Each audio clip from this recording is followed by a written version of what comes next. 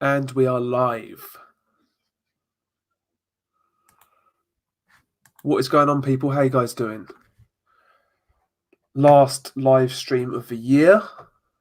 Had a bit of time, so I thought I'd fire one up.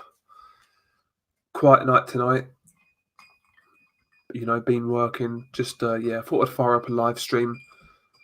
Go for a little while, maybe an hour, just over an hour. Something like that. Nothing too strenuous.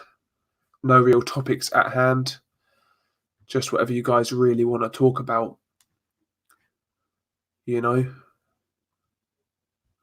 We'll wait for some people to get in and we'll go from there. Just make sure I've got everything set up. Let's have a look. Okie dokie. Let's have a look. Jesus Christ. Right. There we go. I think everything is sorted. So I've got, hang on 1 second. Christ's sake. There we go. Boom. Sorted. Yeah, we'll wait for some people to get in and we shall talk some boxing. Got a drink here. Nothing too powerful tonight. Got to work tomorrow, so yeah, can't really stay on too long.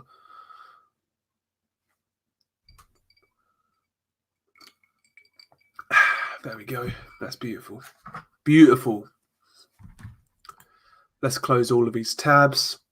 Let's get rid of that shit. Get out of here. Get out of here. Jackal Davis in the chat. Big up Jackal Davis. L Dog as well. He's here. Big up L Dog. What's going on? What's going on, lads? How you guys doing? Fucking hell, my throat went then. How you guys doing? You guys got any New Year's plans? Any do you plan on partying? Or what you guys got going on, sorry? See, I'm just gonna get absolutely wasted, to be quite honest.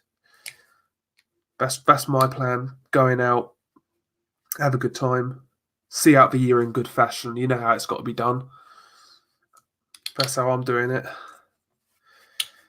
Hopefully should have a good time.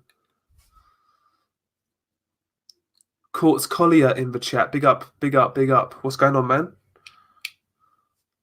Happy New Year to all you guys, man. Yeah, definitely the last live stream of the year, no doubt. Well, obviously, because I'm not about tomorrow, so yeah. Any topics free to be discussed. I'm not. I said Fury Wilder Joshua in the title, but any topic is I'll answer. I'm just really chilling, to be honest.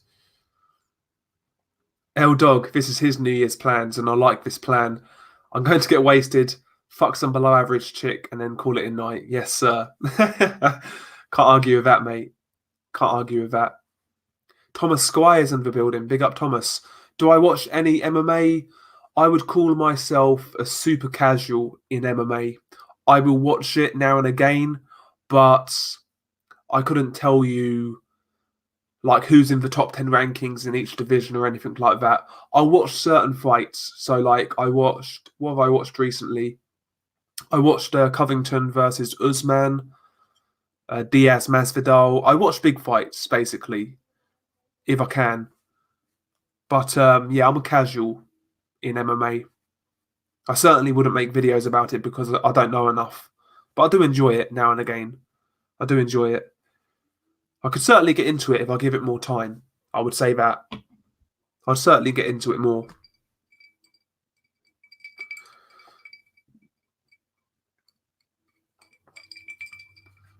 BG London in the building. Big up BG. I'm drinking orange and vodka at the minute. Starting soft, mate. We've got to be soft tonight because I've got to work tomorrow, so can't go too hard tonight. Max Kuckerman, he's hoping to bump into a gimme rebound lay when she's out of a relationship. Exactly, man. Oh dear, yeah. Sometimes you got to take what you can get, We've all been there. We've all been there. Yeah, Thomas, I agree. I really enjoyed that fight between Usman and Covington because going into it, obviously, all I was hearing was both guys are wrestlers. It's going to be kind of dull, but really good fight, very good fight.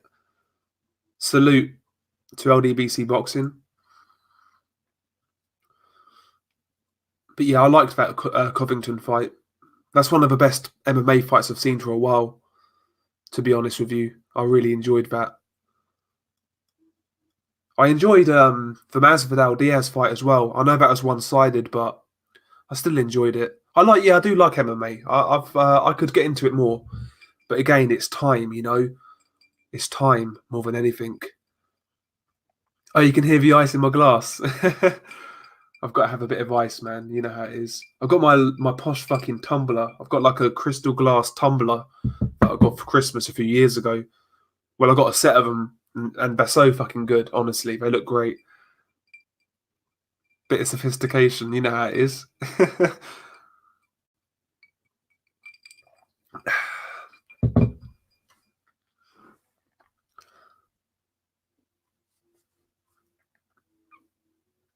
Hell, dog. I'm reviewing all the Tinder locations in Europe. Fucking hell, Jesus. Yeah, that was a good fight. Ben Haynes, Miocic versus Cormier too. Yeah, that was a good fight because Cormier started really well, from what I remember. But Miocic really came back strong, found that body, and took Cormier out. Cormier out. Sorry. Yeah, good fight though.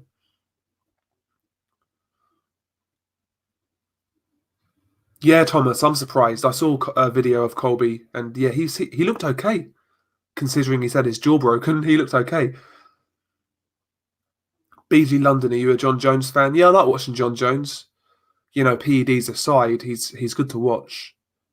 He's good to watch. Yeah, Jackal Davis been hell of a year. Been hell of a year. Hopefully 2020's better.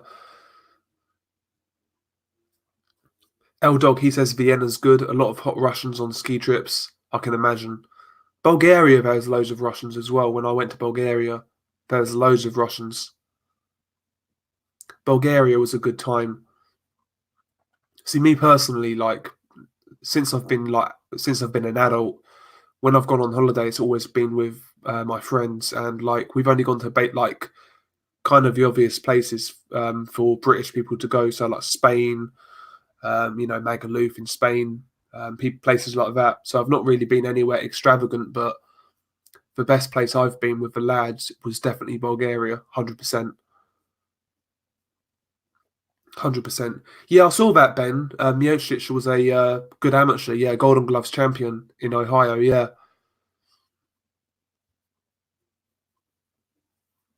Yeah, I saw that, Max, when Fedor knocked out Rampage this weekend. Yeah. I know Rampage looked terrible, but Fedor's what, 43, 44? He was a great fighter, Fedor.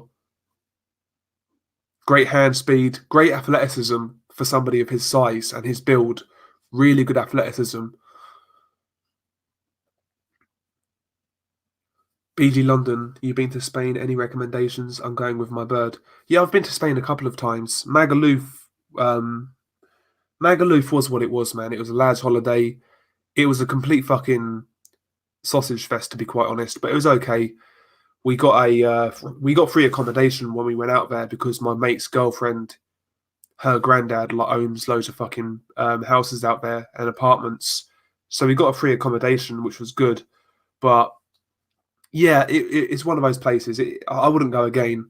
I'd go to Bulgaria again, to be honest, but I wouldn't go to Magaluf again. Once you've been there once, you've kind of seen it all. That all that it has to offer. Sorry, you know. L Dog, he says going holiday with your bird's a big mistake, mate. I've been on holiday with friends who have been with with chicks and that, and the chick never came, and they always get up to mischief, always, every single fucking time, every single time. Yeah, Ben Fedor still has some nice hand speed, nice accurate punches. Still got skill, but like you say, man, the chin is just not there anymore. And his defensive reactions aren't really there like they used to be. But he was a great fighter, man. Just made it look so easy. He's one of those fighters, whether it's boxing or MMA, where you look at him and he makes it look easy. You know? Makes it look easy. Jackal Davis, how many unifications do you expect next year? Hopefully a few. It's hard to put a number on it, but hopefully a few. I would like to see one at middleweight, to be honest. You know, maybe Andrade versus Golovkin or Charlo. That'd be a great start. One at heavyweight, of course. Light heavyweight, Beterbiev, Bivol would be great. Super middleweight, Callum Smith, Billy Joe. There's obvious ones that could be made. It's just really whether they get made, to be quite honest. You know? CJW, Tank Gamboa take. Personally, I wasn't impressed with Tank Davis. You know, he basically had a dead man in front of him, and it took him 12 rounds to get rid of him. You know, I've mentioned it before about Tank. What I don't like about him, apart from the lack of professionalism, is his feet, man. He follows guys around. You know, he's got slow feet. And we saw that against Gamboa when he was just following him around, throwing single punches, you know, looking kind of predictable. What happens when he fights a guy like Lomachenko, who gives him angles, who keeps him off balance? He's going to really struggle. I'm telling you now, he's going to really, really struggle. Not even just Lomachenko. Someone like Devin Haney, stylistically, is wrong for Tank Davis. A taller, longer boxer who can move, who can make Tank take the initiative. I'm telling you, Tank is going to struggle. I said it a long time ago, I felt when Tank kind of ate himself out of 130, when he goes to lightweight, when he fights real lightweights, he's going to struggle. He really is. And even defensively, like, he was getting caught by Gamboa. He was, but Gamboa never really carried that same power at 135. Plus the fact he was on one leg, and on one leg you can't really generate power. So Tank was getting tagged, but Gamboa couldn't really make it count. Like, what happens if that's Teofimo Lopez, a guy who could time Tank in the exchanges? How's Tank going to take these shots? There's a lot of question marks about Tank Davis, and, you know, for me, the guy hasn't really improved since he beat Pedraza. In fact, I don't think he's looked as good since, to be quite honest. He's not improved for me. And that's the thing, when you're matched really carefully, you're not going to get these tough, like, learning fights, you know? And I think, you know, that's really going to come back to haunt Tank in a couple of fights when he steps up. But we'll see what happens. We'll see what happens. Yeah, exactly, Max. Tank is basically Broner 2.0, 100%. I think he's got more natural ability than Broner, I will say that. But I see him going the same way, to be quite honest. I really do.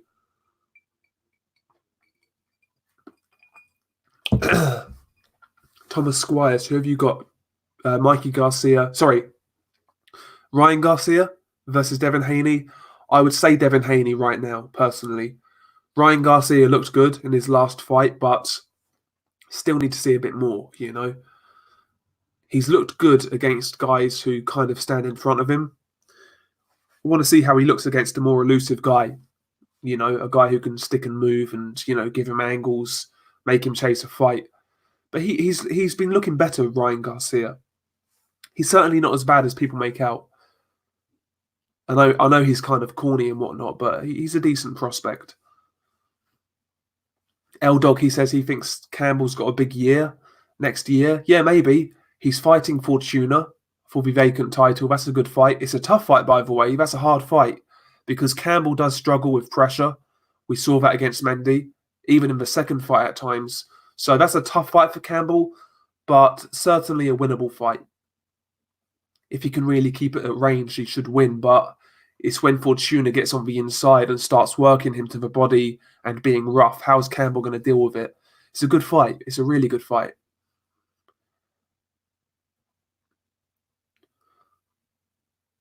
Ben Haynes, he gives Luke Campbell a good chance against anybody in the division not named Lomachenko. Yeah, that's a fair shout. I would still pick other guys. I would pick Teofimo over Campbell personally, but other than that, I want to see this guy fight these guys, you know? I mean, potentially we could get Luke Campbell, Devin Haney next year. If Luke Campbell beats Fortuna, he's in line to fight Devin Haney because Devin Haney is champion in recess. So that'd be a great fight. Ben Haynes thinks Teofimo's better than Tank and Haney. Do you think Tank's better than Haney, though, Ben? I think Haney's better than Tank, personally.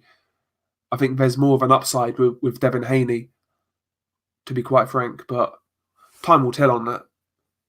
Time will tell. L-Dog, Campbell with Shane McGuigan has hit his final form, in my opinion. Perfect match. Yeah, stylistically, I think Shane McGuigan is a good fit for Luke Campbell. I think he's a good fit. I like Shane McGuigan. I think he's a really good trainer. Really good trainer. Both Broner and Tank would be world beaters if they had discipline, I think. Yeah, I'm not sure about Broner personally. Like Broner, I think Broner was always going to struggle when he went above 135, to be honest. But Tank, I think, like I say, I think Tank's got a bit more. Not, he's got more natural ability than Broner, in my opinion. But neither guy has the attitude. So it's one of those things, isn't it? One of those things. Yeah, Virgil Ortiz is definitely the best Golden Boy prospect. Max, yeah, he's better than Ryan Garcia.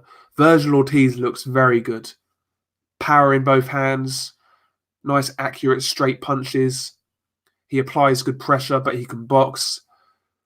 He's very young. He's got a hell of a lot of upside. That guy, he really does.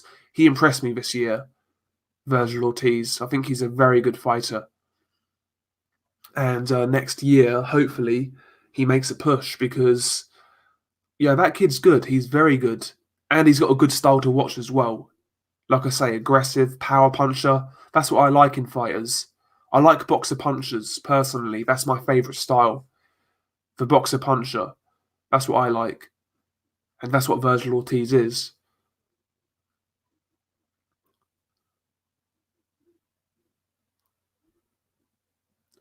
L-Dog, he doesn't think Fortune is going to be a hard fight for Campbell. He went 12 rounds with the best southpaw in the world. He can spar Josh Taylor to prepare for Fortuna. Yeah, that's a good shout. Yeah, he does have some very good sparring now. That's a good shout. And he shared a ring with Lomachenko, but Fortuna's got a weird style. He's uncoordinated. He's wild, but he makes it work for himself. He's really awkward, and that type of style is hard to prepare for. You know. Yeah, I'd like that fight, Thomas. Campbell Haney, very good fight. I could see it happening next year. I think it's going to happen, providing Campbell beats Fortuna, of course. BG London, am I a Josh Kelly fan? Nah, not really. I can't lie. He's not my cup of tea. I like that style, but that style you need punching power, and I don't think Josh Kelly has it. To be quite honest, I mean, if you look at like Prince Nazim Hamid, Rory Jones, these guys had punching power to pull that style off. Josh Kelly doesn't. Even Sergio Martinez, who had a similar style, that guy had power. But I think Josh Kelly, when he steps up against a good aggressive fighter, he's going to really struggle. They're going to put it on him, and he's going to struggle. Ben Haynes, I agree. Haney's got a lot more room to grow, but isn't he like 10 years younger than Tank? Hard to tell. I think Tank is 25 and Haney's 20. So yeah, 5 years younger. So he's got a lot of time on his side.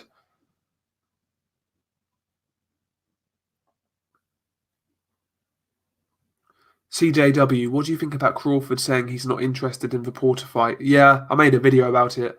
Really, really disappointing, to be honest. Really disappointing. But, my theory on Crawford is he says he didn't say the right thing in that occasion, but I think he's too comfortable where he's at right now. He's content in fighting guys like Kavalauskas and Benavides and picking up a couple of million each time. I think he's content with that, personally. He needs to make a move. He needs to try and get one of these big fights. And, the Sean Porter fight would have been a great fight. Really would have. I mean, if Terence Crawford fought Sean Porter and done an absolute job on him, that's a hell of a look. And that's a really strong case for that Spence fight to happen. But saying you don't want it, I mean, come on. I mean, and like Terence said that, Sean didn't bring anything to the table. Well, what did Benavidez bring to the table apart from a bum leg? Amir Khan, what did he bring to the table apart from, some type of notoriety? Sean Porter brings something to the table that none of these guys, that Terence has fought at welterweight bring. And that's, credibility. Jeff Horn, fair enough. Jeff Horn was champion. That was a solid win, but all of his defenses have been poor, in my opinion. Sean Porter is better than anybody Spencer's fought at welterweight. Full stop. Again, I'll go further than that. Sean Porter would be the best fighter Terence Crawford has ever fought. So I think the guy brings something to the table. Certainly in terms of improving the resume. And, it's just a good name. But, it is what it is. It is what it is. I was disappointed personally. I'd have loved to see that fight. But there we go. Ben Haynes, pick one, Adam Booth or Joe Gallagher. Jesus Christ. Oh dear. Adam Booth, just because Campbell's got a solid engine and he would have to push Davis backwards after round 6. Yeah. See, I'm not quite as high on Campbell as a lot are, but he's certainly improved. He's certainly a top 10 lightweight. I'll say that much. Exactly, Aobs. If Crawford is getting $3 million to fight Benavidez, why is he going to fight Sean Porter for $4 million? Risk and reward, right? So, again, my thing with Crawford, yeah, he's a very good fighter, but I'm not buying this narrative that he's like this avoided guy who is this some type of like next level Pernell Whitaker. The guy's very beatable, man. He's very beatable. His resume's not great. He needs to make some concessions too, because a lot of people are acting like everyone should just go to Crawford. Do you know what I mean? Like, it's frustrating, man. It's the welterweight division sometimes. It's frustrating. And I think they know Sean Porter would give Terence Crawford absolute hell. They know that. He would give Crawford absolute hell, in my opinion. Yeah, we've got official scorecard boxing in the chat. Nordic Warrior as well. Saint Brit as well. Big up you guys, man. Big up, big up, big up. Who's the better trainer, Dominic Ingle or Adam Booth? I would say Dominic Ingle, personally. I've never really rated Adam Booth at all. He did good work with David Haye and George Groves, of course, but I've never been that sold on Adam Booth, personally.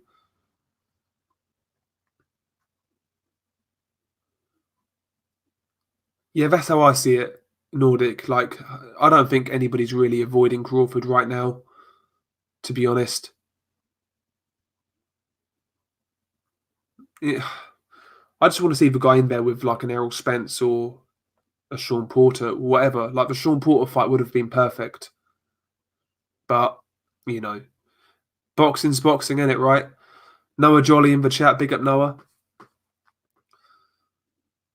Yeah, Terence killed all legitimacy of the narrative that he's being ducked after saying what he did. Yeah, exactly. Really, if he didn't want to fight Sean Porter, shouldn't have said anything. Why? I don't get the PR for some of these boxers, man. Who would advise Terence Crawford to come out and say that shit, man? Come on. Jesus Christ. The best UK trainers are Shane McGuigan and Rob McCracken. Yeah, they're up there. I do like Shane McGuigan a lot. I think he's a very good trainer. He's done a lot in a very short space of time. I know he's had some ready-made fighters, but still, he's done some good things with these guys. He has. I do like Shane. I think he's a very good trainer.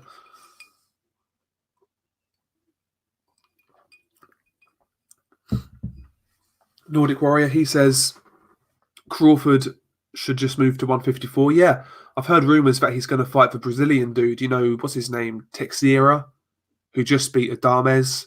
That's an okay fight, but again, it's not going to be a fight where it gets Crawford those accolades, you know? A lot of people will see it as an easy way to another title, you know, a weak title holder in another division, but I could see that happening next.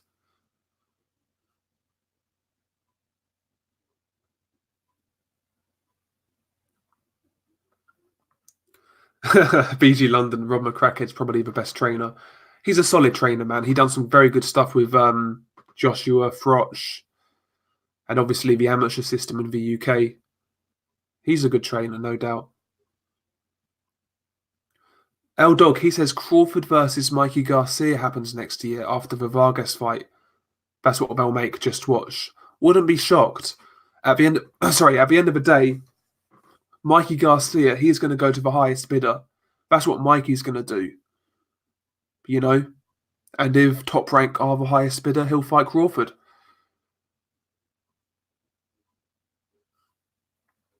Yeah, Aobs. Yeah, Porter, he did say that they was friends and whatnot, but the fight was on. Like, Kenny Porter said they'd take that fight. Do you know what I mean? Like, that's one thing in boxing I don't think there's an excuse for. Oh, he's my friend. We can't fight. Come on now. This is boxing. I can understand if you're related, your brothers, or, you know, you're fucking, he's your cousin. I could understand that. Whatever. That's fair. But friends? Come on now. What is this? A fucking nursery school? Jesus Christ. I'd fight my friend for 10 grand, let alone 10 million. Come on now, you prima donnas. Christ.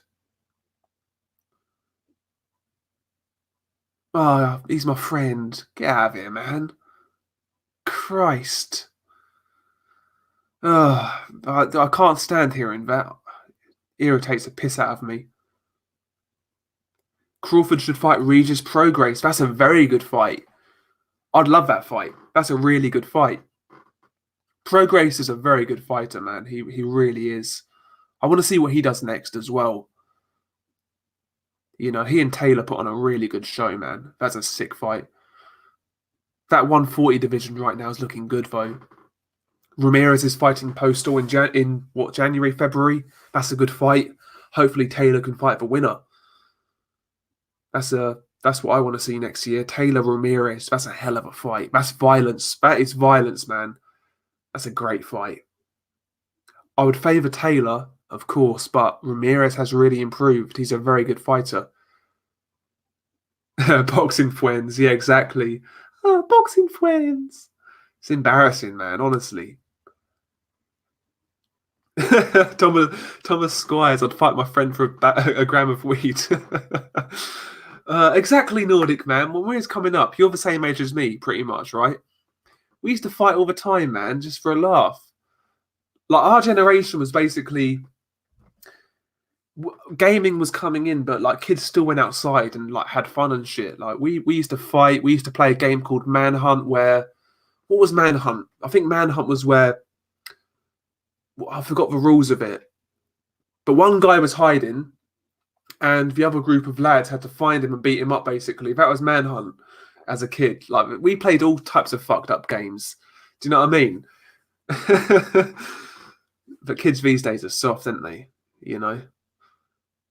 They sit inside and fucking, you know, play on their Xbox and, you know, don't really do anything else. Sit on Facebook. They don't go outside or anything like that. I sound like an old fart. I'm only 25 years old. Jesus Christ. Yeah, Manhunt Nordic, but that's great times, man. Christ. We got up to all sorts, man. Fucking hell. Yeah, we used to like try and reenact UFC as well. That's what we used to try and do as well. Jesus Christ. Boomer Dell, exactly. Back in my day. Bull Rush. What was Bull Rush? I remember the name. Oh, Christ. Exactly, Nordic. Like, kids now cry over anything. Like, cyberbullying's not a thing. I don't give a fuck what anybody says. Like, come on, just turn the fucking computer off. Go outside and have some fresh air, you know? I don't know. Heads and volleys. Yeah, heads and volleys. Oh, dear. What is happening with the world, lads? Jesus. What is happening? Like, when I was a kid, if you got bullied and you did nothing about it, you'd keep on getting bullied. Because, like, the school would do nothing. But as soon as you retaliate and you make somewhat of a stand, usually you wouldn't get bullied again. So I never got bullied at lower school. Basically, where I live, it's lower school, middle school, upper school. Never got bullied at lower school. Kids tried it in middle school. I put up with it for like a month, maybe. And after a month, I was in pottery class, right? Because we had fucking arts and crafts and all sorts. We was doing pottery. And this kid was like just kicking the back of my chair, flicking shit at me. And he sat down next to me and he kept on doing shit. So after a while, I picked up a fucking clay pot and smashed it on his fucking face, cut his eye. And after that day, nobody tried shit again. So a lot of kids these days, you're taught not to stand up for yourself. And, you know, boys, especially boys, like, the idea of protecting yourself physically is kind of a no-no with a lot of parents. But if my kid's getting bullied, I'm going to tell him, man, just smack him in the face. If you get expelled, you get expelled. You've done the right thing. Nobody's going to do it again. You've got to stand up for yourself. And I got expelled for that as well. I got expelled for 2 weeks. And my dad, like, when I come home and I told him what happened, or the school told him, he was like, to the school, he's like, oh yeah, I'll talk to him about it, blah, blah, blah. But when he talked to me, it's like, you're doing the right thing. I'm proud of you and all that. So, you know, you gotta stand up for yourself. Yeah, it's not pottery, AOBs, it's like arts and crafts kind of thing. So we done woodwork, electrics. What was it? What else did we do? Yeah, we done stuff like that. We done stuff like that. Yeah, boxing is very good for self-confidence. Yeah. And again, I think it's something that should be encouraged to all children because, again, like in the UK, I'm sure it's the same in America, but a lot of kids are encouraged to swim because obviously it's good for your health, but it's good if you ever get in a position where you need to swim to save your life.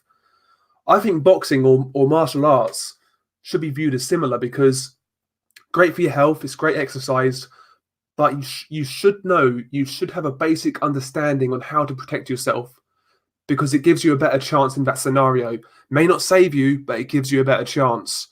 But again, you know, we live in this society where there literally is a war on masculinity, you know, and that sort of, to some parents, you know, sending their kid down the boxing club is not an option.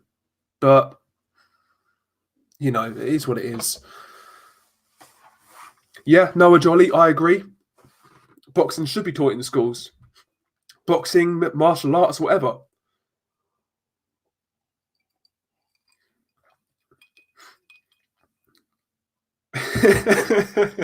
Delin pottery classes like Jackie Chan in the room full of furniture, exactly.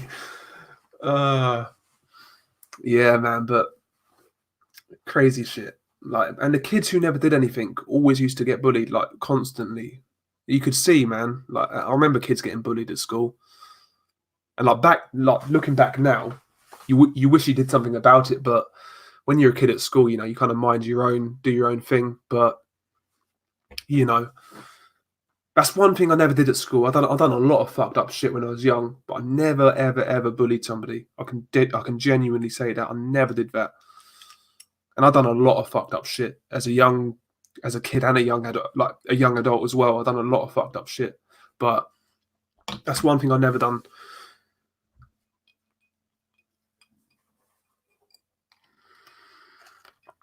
Yeah, Nordic, I really agree, 100%. And not only things like that, but other basic things in life, like so for example, like what am I trying to think of? So just basic life skills. So like kids should learn what a credit card is. They should learn basic um financial skills, or be given tips to use in the real world. Things like that. You know, real things that you can actually apply in real life, because most of what I've learned at school, I don't apply in real life. Like, I've never learned anything profound at school. I learned all that from my dad and my mum, or the people around me, like, people I really looked up to. I never really learned anything profound at school, just, the basics. Things like finances, self-defense, you know, how to really conduct yourself as a person. That sort of stuff should be taught at school, but it's not.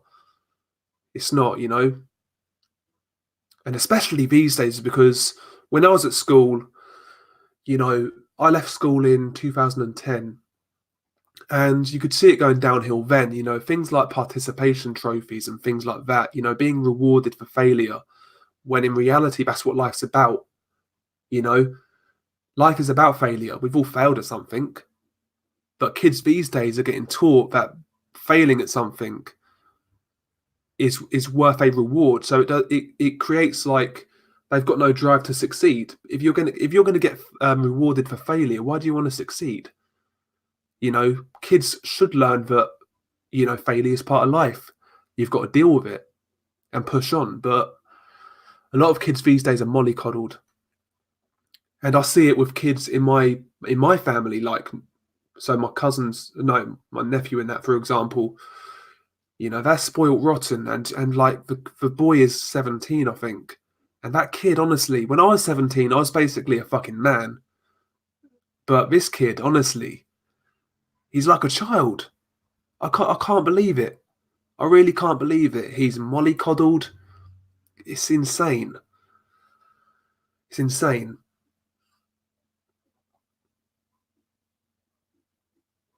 Exactly, Nordic. Neither did I. Neither did I. I learned construction at college, so I done plumbing at college, which I've not actually applied because I'm in something completely different. But those sort of things should be taught at schools. Plumbing, electrics, things like that.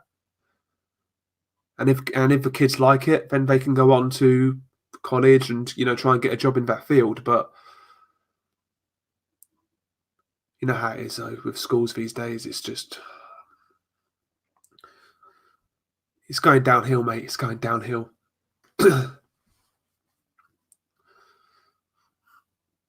Yeah, female teachers, yeah, disaster, exactly. What did you say when you had a female teacher at school? Like, you basically discussed whether she was hot or not. That was really it. That was it. Like, all the good teachers I had were men.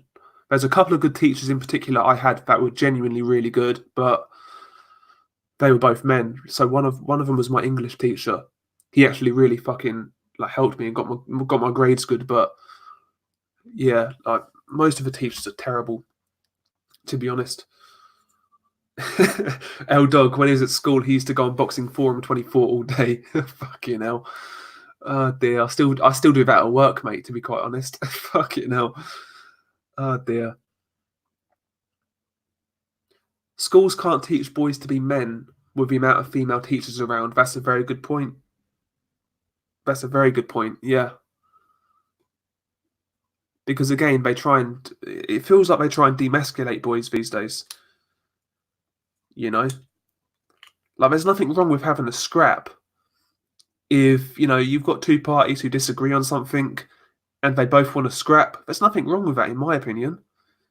If both parties are willing, just go for it, man. Nothing wrong with that.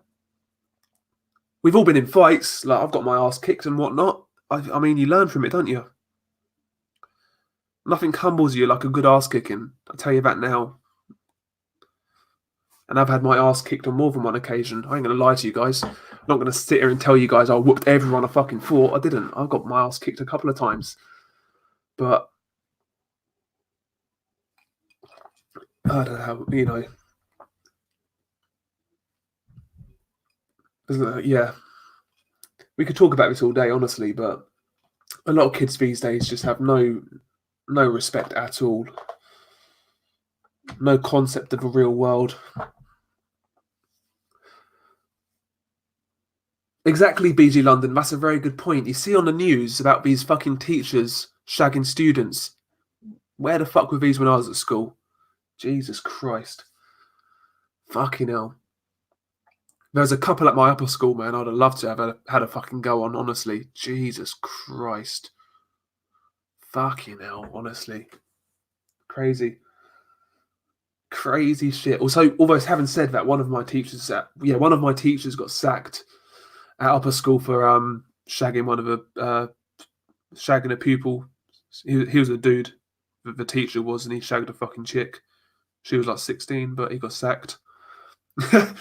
He got sacked.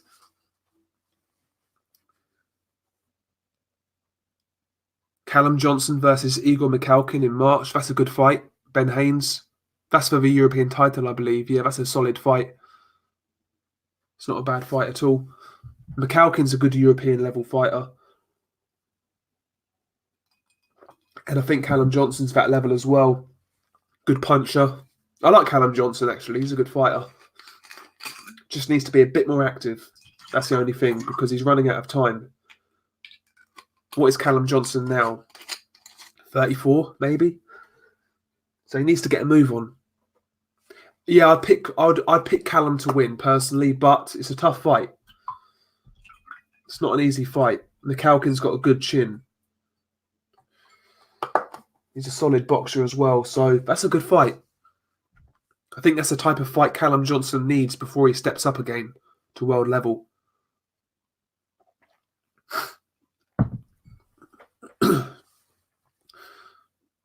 Nordic saying Mikhalkin's got no power. Johnson's going to stop him early. Yeah, he's not got much power. I think he's a solid boxer, though. He's a decent enough boxer. I think it will go 6-7 rounds, and then Johnson will get him out of there. I think it's a decent enough fight, to be honest. Solid enough fight. L-Dog, he shagged the teacher. Fucking hell, mate. Jesus Christ. Jesse Hart, Joe Smith Jr., who have you got? That's a very good fight, I've got to say. That's a very good fight. Jesse Hart looks quite good against Barrera. He looked pretty good. Joe Smith is a big puncher, as we know. He's always going to bring it. It's a really good fight, actually. I think that's basically a coin toss, honestly. I would say Jesse Hart on points or Joe Smith by knockout. Jesse Hart's got a pretty good chin. He took some good shots from Ramirez, but Joe Smith can really punch. I don't know, I'll think about it and I'll do a prediction video. I'll need to think about it, though. That's a good fight, though. It's one of those fights where, it's not going to get a lot of fanfare, but I think the hardcores, they're going to appreciate that fight. That's a good fight.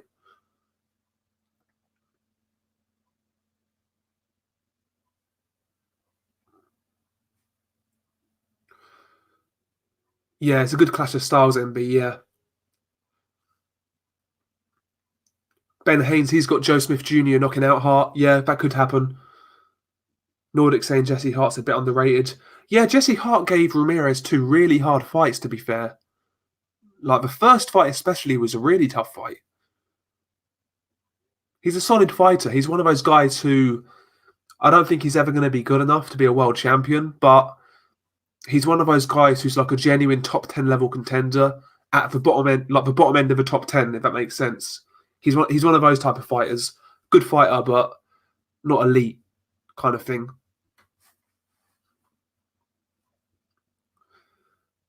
Yeah, man. Joe Smith Jr.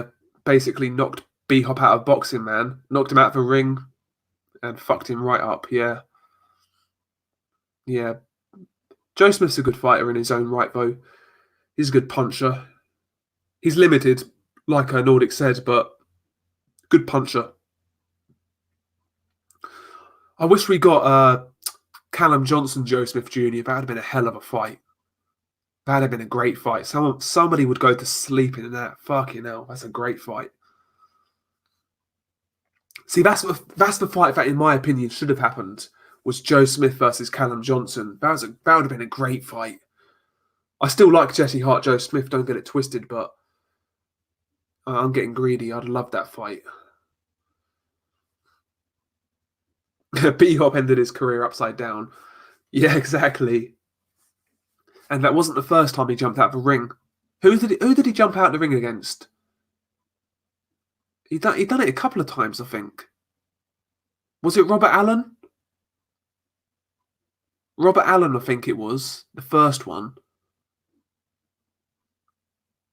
Who else was it? Robert Allen. And I think it was somebody else. I don't know. It'll come back to me later. Yeah, Smith Jr. caught Bivol, Ben Haynes. Yeah, he kind of buzzed him. It was at the end of one of the rounds. I think it actually may have been after the bell, to be fair.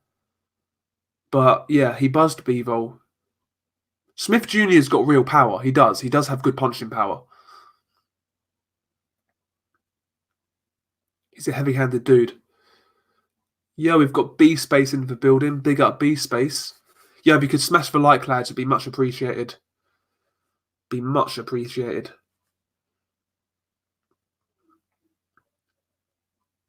Big up you too, B-Space, man. Big up. You guys got anything planned for New Year's? Or you guys chilling? What you guys got going on?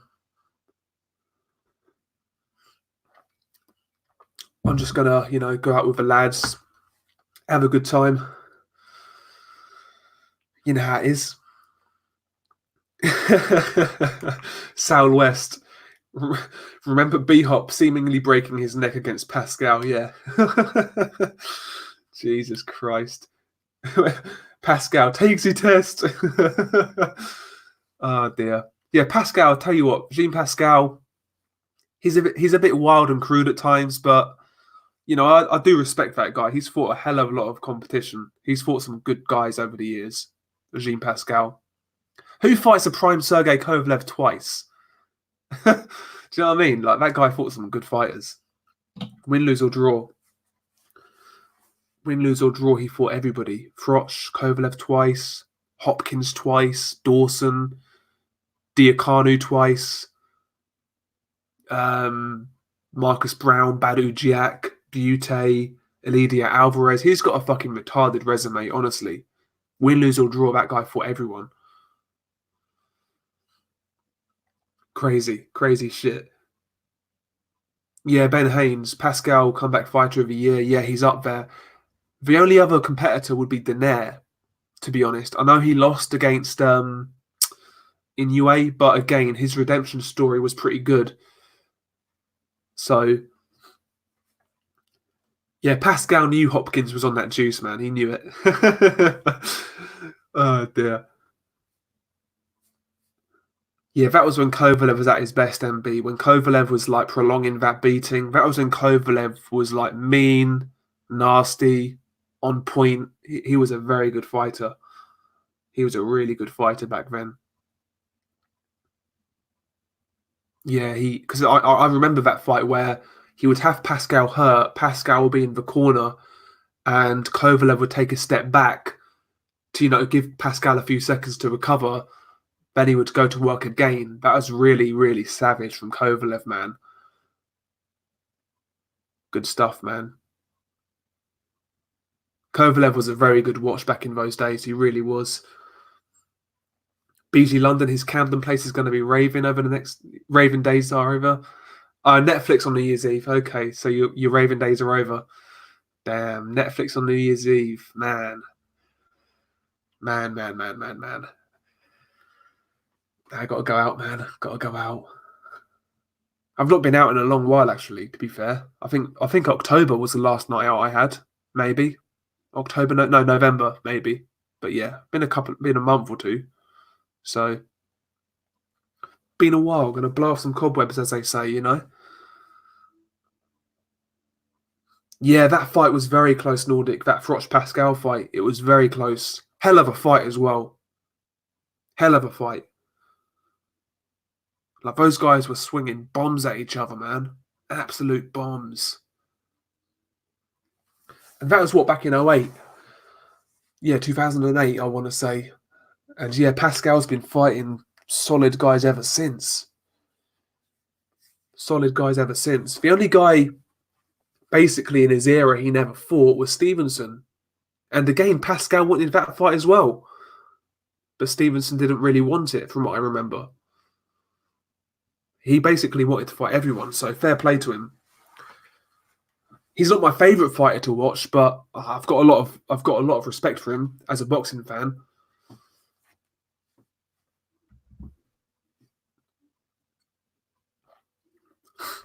Yeah, they were pretty wide, Nordic, I believe.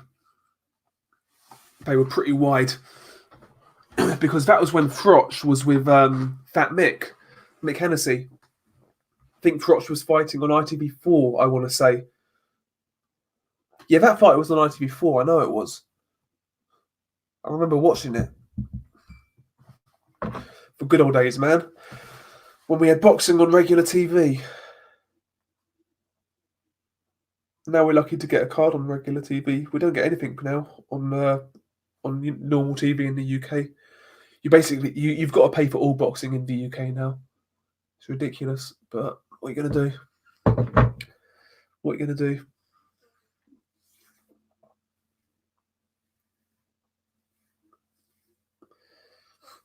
Oh Christ! I am absolutely cream crackered. Fucking hell. Yeah, ITV Big Fight Live. That's it. Yep. Because ITV back in those days, they had to. They had the likes of Khan, Froch. They had a young Tyson Fury as well. They were showing a few fighters back then. Yeah, those cards are ridiculous. Ben Haynes, ridiculous. That's a point either way or a draw, like Nordic said. Nick the Penguin Hennessy. Fucking hell. Christ. Any chance Wilder Fury 2 ends up on Sky? I think there's a chance. Frank Warren seemed very edgy when he was asked about that on IFL TV. Basically, he said BT will make the decision. Who knows, man? Imagine that's going to be on Sky. It would do better numbers on Sky. There's no doubt about it. But we'll see what happens there. I'd imagine it's going to be on BT, but you never know. You never know. I'll be honest, I was expecting a lot more from BT in regards to their boxing. I was expecting a lot more. I think they started off okay initially, but I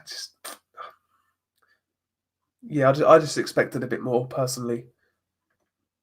Some of the cards have been dreadful with Frank Warren. Like some of these Dubois cards are awful. You know, like the last Dubois card, absolutely terrible. Apart from Liam Williams, there wasn't really anything worth watching. Do you know what I mean? So, yeah, they need to really improve their cards. You know, we complain about Sky, and rightly so, but like some of Warren's cards are terrible. Like, absolutely awful.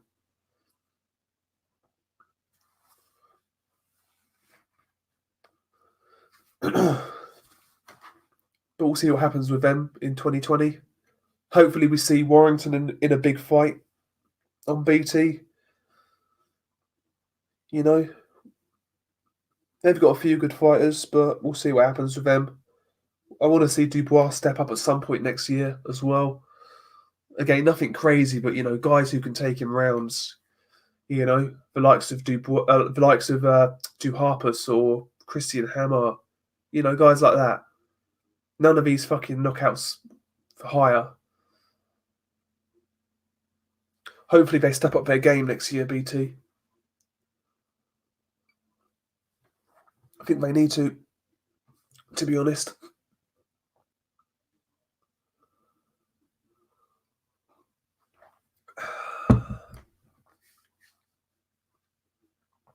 Strange if BT pass, considering they put Schwarz one in on pay-per-view. Yeah, exactly.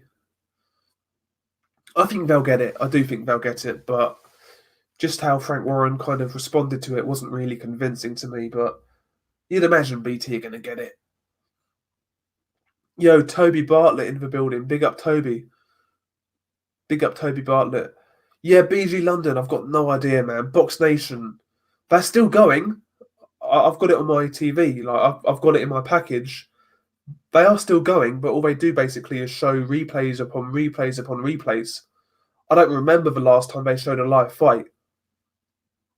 I'm surprised they're still going, to be honest with you. I'm surprised they weren't shut down years or a long time ago, like maybe a year ago, 18 months ago. But I used to like Box Nation because Box Nation, they'd get the cards from Germany, Russia, they'd have their own cards as well. Box Nation used to be really good, but, these days it's fucking pointless. Utterly pointless.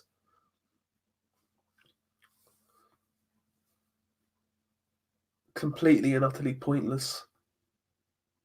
Which is a shame because I liked the idea behind it, but, it wasn't to be. They certainly won't make it out of 2020. They'll go under in 2020. From what I heard with Box Nation, their main investor basically died. The Rainham Steel guy, I forgot his name. Was it Bill Ives? Yeah, Bill Ives, I think it was. He died, and he was basically the backer of Box Nation. And since then, it's gone downhill.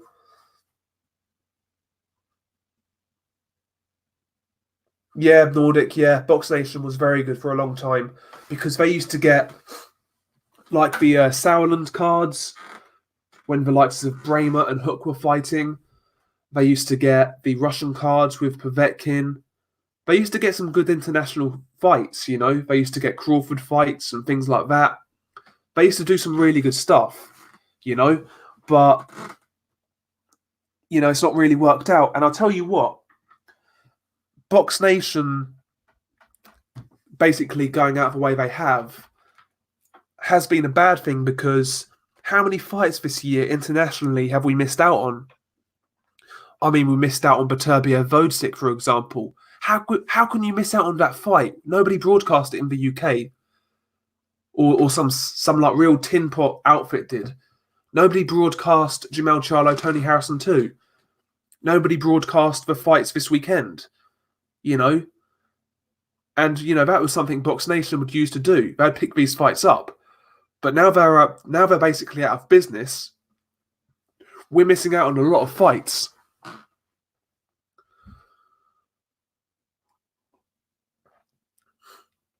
So, Box Nation going the way it hasn't been good for us hardcores, I'll tell you that now. Yeah, the casuals aren't really going to know a difference, but us hardcores, we've either basically got to stream fights now or find a really bad copy the next day. Do you know what I mean? Yeah, MB, Floyd Canelo, Box Nation for free. Imagine that. Yep. Exactly. Yeah, Box Nation used to be the real deal, man. Used to be great. It's a shame. It really is a shame because we are suffering as fans for it. Like I say, us hardcores are anyway. We're missing out on certain international fights. And it's frustrating. Like, there's no excuse. I'm sorry. There's no excuse not to broadcast Vodsic Beterbiev, a light heavyweight unification. That was absolutely disgraceful, as far as I was concerned. Absolutely disgraceful. Crazy. Crazy, crazy, crazy.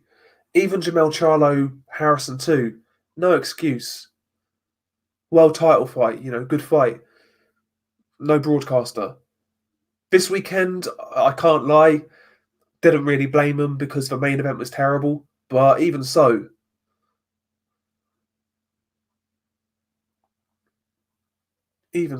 like, anybody used to watch boxing on Setanta? Yeah, because David Haye used to fight on Setanta at one point. I think David Haye fought Macronelli on Setanta, I want to say. I'm pretty sure it was. It was Macronelli, wasn't it? I'm sure it was. But yeah, they used to do boxing. Yeah, Ben. Honestly, from an outsider looking, an outsider looking in, I can't really speak, man. I'm kind of buzzed, but from an outsider looking in, I am jealous of DAZN because it's good value. You know, you get all of our cards, you get your cards for what, $12 a month, something like that. It's pretty good value, man. It really is. It's really good value. David Haye ruined Setanta. Wherever he went, it went downhill. Like he ruined pay-per-view on Sky for a long time as well. Oh dear. Christ. Pacquiao Broner on ITV, yeah, that was a good treat. We also had Furman Lopez on ITV. See, I liked what ITV were doing with the boxing when they had these PBC shows on for free. I liked that. But they just gave up on it. They gave up on it. And from what I read this somewhere, that they basically weren't happy with the pay-per-view numbers, so they ditched it. They ditched it for wrestling. I think they've got some type of wrestling now on ITV, and they ditched the PBC for that. That's what apparently happened, but it's a shame. It really is a shame. Eurosports showed boxing in the 90s. Man, I don't really remember Eurosports. I'll be honest, I don't remember the 90s full stop. I was born in 94 and I barely remember anything of the 90s. It's crazy.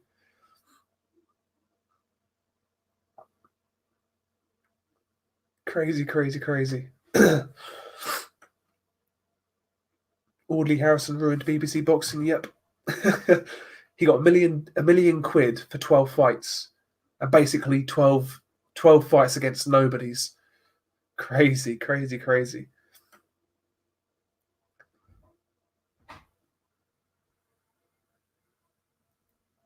Madness. But yeah, as who was it? 1 second. As somebody said earlier in the chat, Bad Nasher, we do need DAZN in the UK. We really do. Because a lot of UK fans will say, well, US guys have to pay X amount for pay-per-views. That is true. Your pay-per-views are horrendous, but we have to pay a lot of subscriptions to get boxing. A lot. I would say following boxing in the UK is more expensive in the long run, to be honest. Pay-per-views aside, it's more expensive, no doubt about it. So I would welcome something like DAZN, to be honest. Nordic Warrior, my favourite memories of the 90s are cartoons and PlayStation games. Yeah, man. See, I was Crash Bandicoot back in the day. Crash Bandicoot, fucking hell. Jesus. Takes me back, man. Yeah, Roy Jones. Yeah, Roy Jones should have fought Michalczewski. That's the fight that should have happened.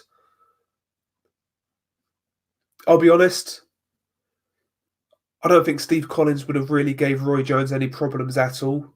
But Michalczewski, that's the fight. Michalczewski was a really good technical boxer. Like, he done the basics really well with good power. So good high guard, good jab, solid basic fundamentals. He was a good fighter in his own right, Michalczewski. And what people don't know is he was actually the real champion at light heavyweight when Roy Jones was there. He was the guy who beat the guy. He beat Virgil Hill before Roy Jones.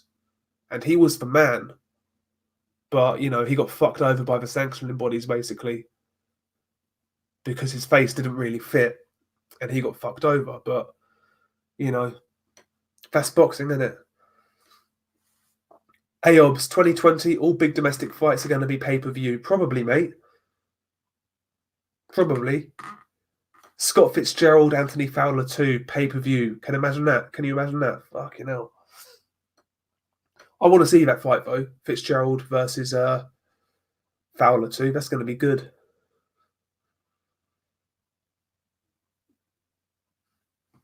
Yeah, Michalczewski had something, like 21 defenses? Something like that. He was a good fighter. Like, he beat some good fighters as well. You know, Virgil Hill at that time was a very good fighter when Michalczewski beat him.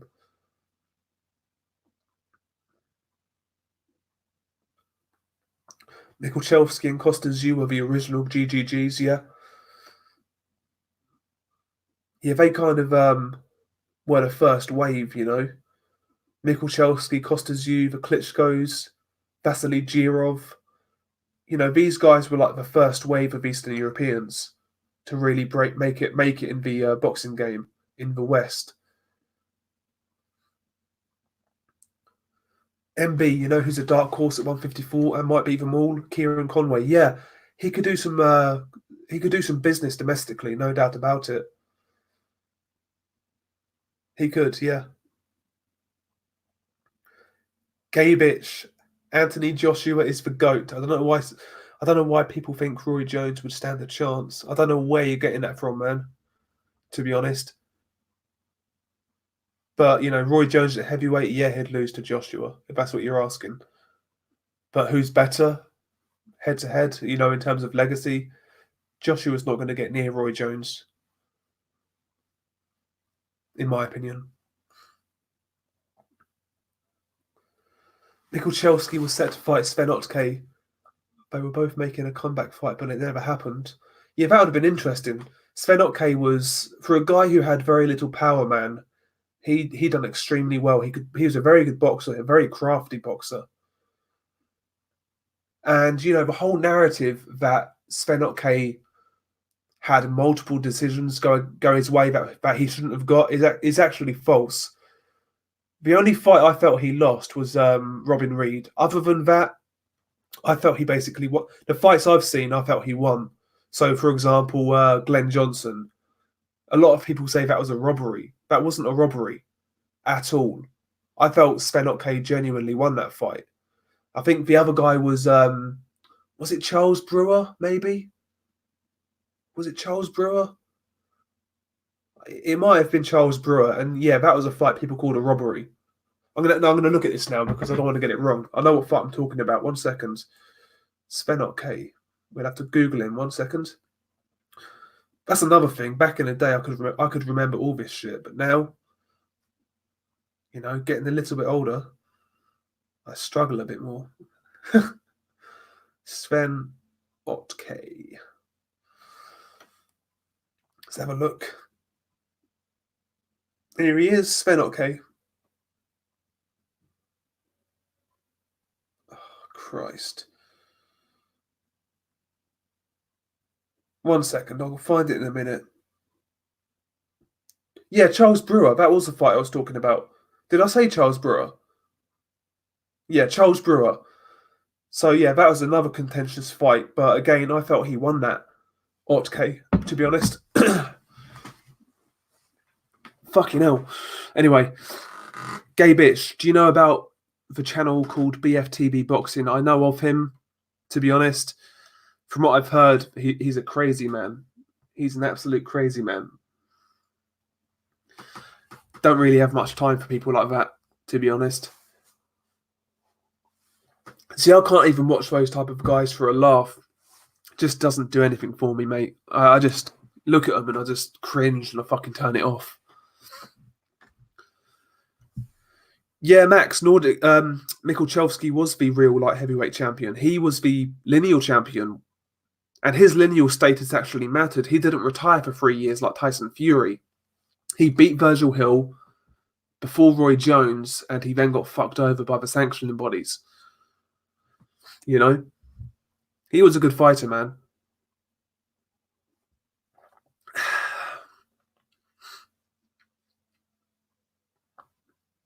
Yeah, that's crazy, Nordic. Otke beat Michael Moorer and Chris Bird in the amateurs, and Antonio Tarver. I knew he beat Chris Bird.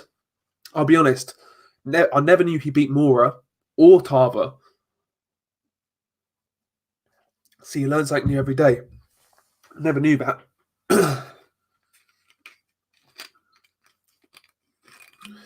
I wish we got Calzaghe Otke as well. That would have been a good fight.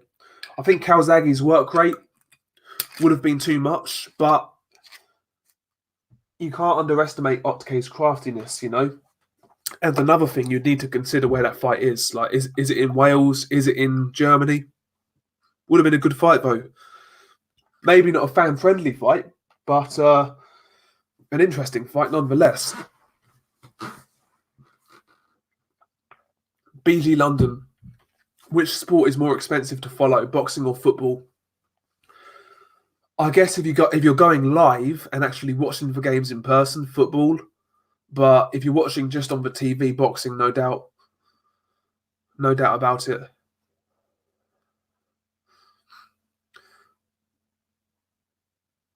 Nordic Warrior, I remember people claiming David Starry beat Otke on Sky. Yeah, if you watch that fight, Otke won very clearly.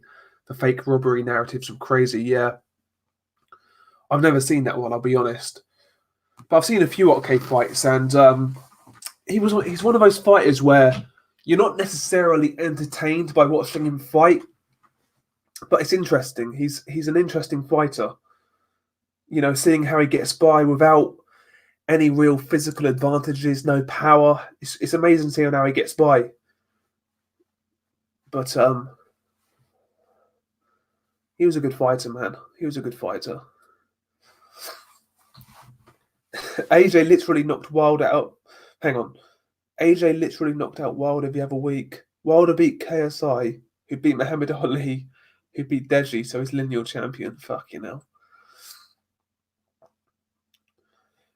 Yeah, didn't David Starry, he fought Calzaghe as well. Yeah, he did. Yeah. Yeah, Calzaghe Otke would have been a good fight. I wish we got that fight. Yeah, I used to like Calzaghe as a kid as well. I used to watch Calzaghe back at the tail end of his career. I used to watch Calzaghe. His fight with Lacey was on ITV as well. I'm sure it was. I'm sure Lacey was ITV. And I remember watching that. I was like, fucking hell, this guy's good, man. Yeah, Calzaghe was good to watch. For 1 million punches per round, great hand speed, toughness. You know, he basically had everything, Calzaghe. Even the power argument, a lot of people say Calzaghe couldn't punch. Ask Chris Eubank. Chris Eubank got hit by Nigel Benn, Michael Watson, people like that. Carl Thompson as well at cruiserweight. He said Calzaghe was the hardest puncher he fought. You know? Calzaghe could punch. The thing with Calzaghe, in my opinion, obviously his hands were brittle, but also his punch technique wasn't always the best. You know, sometimes he would cuff with shots because he threw so many. Like, he wasn't always that technical with it, and he was landing on the wrong part of the glove at times. But like the guy had power. The guy certainly had power, and you're crazy to believe otherwise. Like he had genuine power to a certain extent, anyway.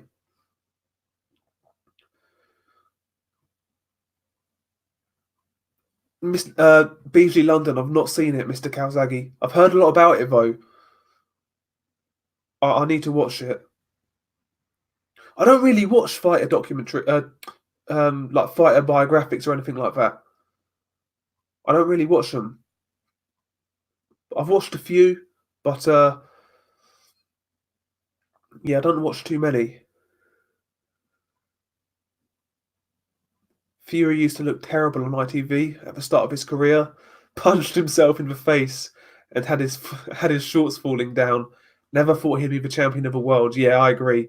Like back then, I thought Fury was like a domestic level contender, could be a British champion, maybe going to be a European champion, but I never really expected him to go that far, to be honest. You know, when he was fighting the likes of John McDermott, that is, when Fury beat the likes of Chisora first time around, and people like that, that's when I thought to myself, yeah, maybe this guy could actually go to world level and at least challenge for a world title, but maybe not win one. Yeah, Fury looked terrible at the start, but he did improve. To be fair, he did improve. And one weird thing about Tyson Fury, like Tyson Fury now has the reputation of being a boring fighter. On the come up, I'll tell you what, I would never miss a Tyson Fury fight. When Tyson Fury was fighting on Channel 5, I would never miss it because his fights were always entertaining on the come up. Like the Pajkic fight, the Chisora fight, the Nikolai Further fight, the Steve Cunningham fight. All of these fights were good watches. They was all good fights.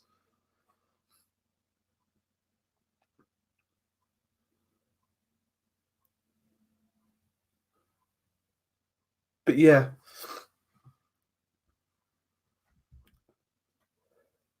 Yeah, the first McDermott fight, Nordic, was a disgraceful robbery. McDermott clearly won.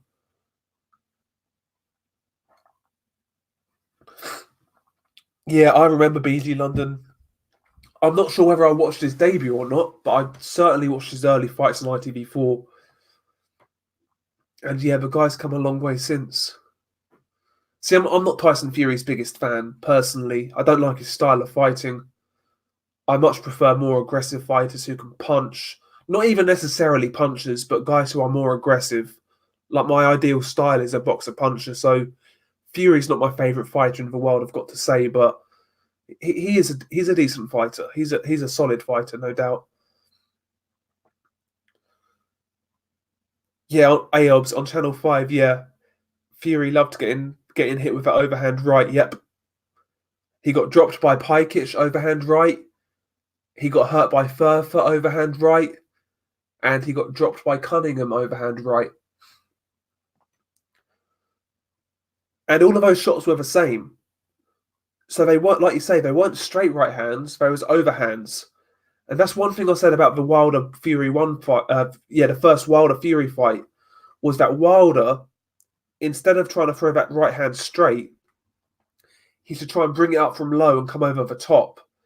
Because Fury's always been susceptible to that shot. You know, bring it up from low, come over the top. And I think he'll have success against Fury. But, you know, Wilder in that first fight was throwing it straight all the time. So we never really saw that to see whether Wilder could catch him with the same shot. But yeah, Fury, he liked eating an overhand right back in the day, no doubt.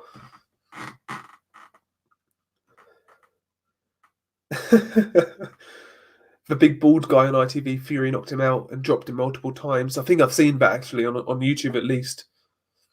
I think I've seen that. Yeah, he fought Scott Belshaw.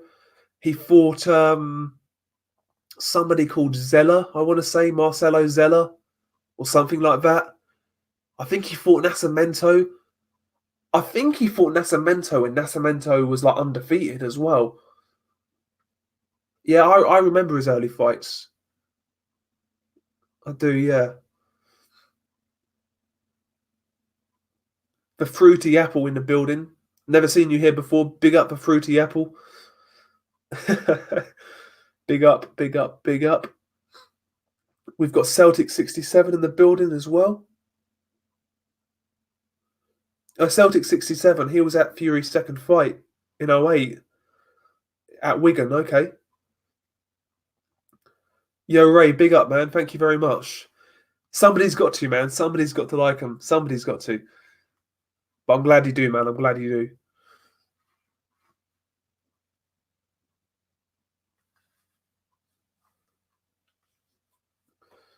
We'll try and keep on going New Year, you know, uploading videos. We'll do our thing. We'll do our thing. I'll try and do more live streams next year as well. This year I've really slacked with the old live streams. But it's time.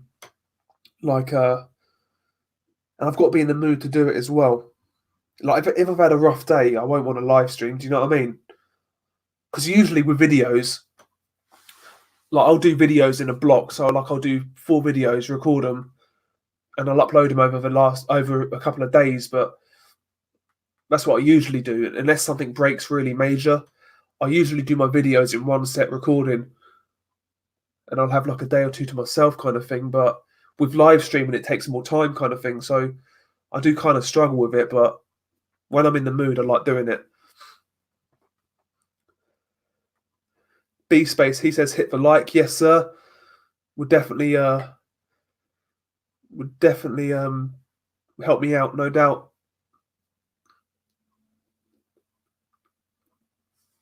MB, he says, all them bums say they can't say anything about Fury getting dropped by a cruiserweight now.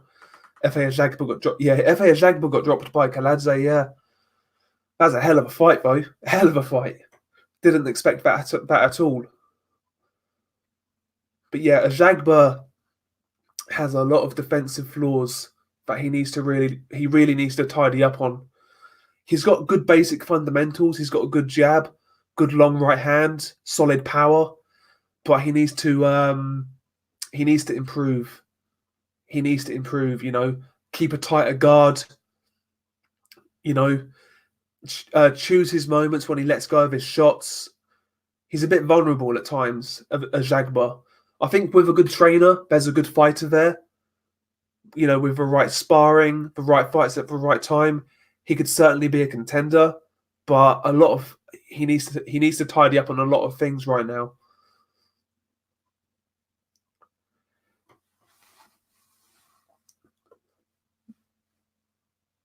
Meatballs, it's Chi.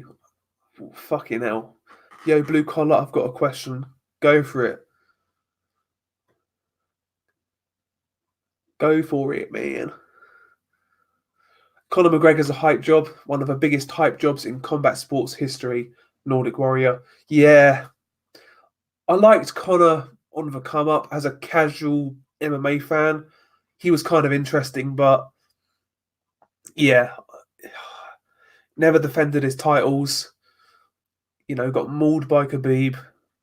Yeah, he never really had any longevity. That's his downfall, Conor. He got a couple of good wins, but like the Aldo win was a good win. The Eddie Alvarez win was solid. The Diaz win, I guess. Holloway turned out to be good. He got some good wins, but he never defended that belt.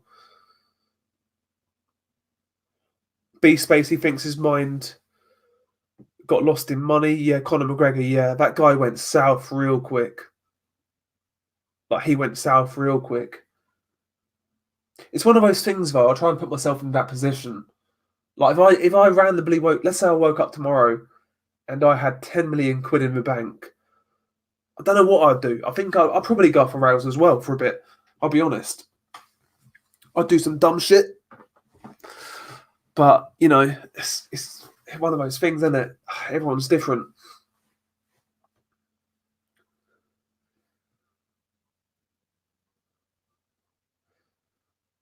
Meatballs itchy. When do you think Tyson and CM Punk will fight each other again, knowing CM Punk is the GOAT of heavyweights? Probably 2027. That's when they're going to fight. Jesus. Fucking hell. BG London, I saw Demetrius Andrade and Wilder on Prospect Watch on Knockout Boxing in 2009 on Channel 5. Yeah. Was it called KOTV or something? Yeah, I do remember vaguely that program. I first saw Wilder actually at Beijing, believe it or not, because I remember where I was. I was in Wales for a wedding and at a hotel. I was like a kid at the time. And I was watching the Olympic boxing on BBC, not iPlayer, but Red Button, whatever you call it. And they had the boxing on, and I saw Wilder fight, way back in the Olympics. So yeah, I've seen the guy basically from the start, but well, I saw one of his amateur fights. But yeah.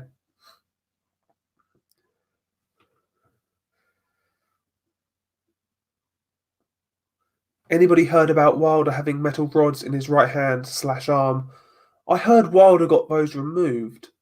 Apparently, he had those metal rods placed in, but apparently they were removed after a while. Not sure whether that's true or not, but I know they were certainly put in there. I know that much.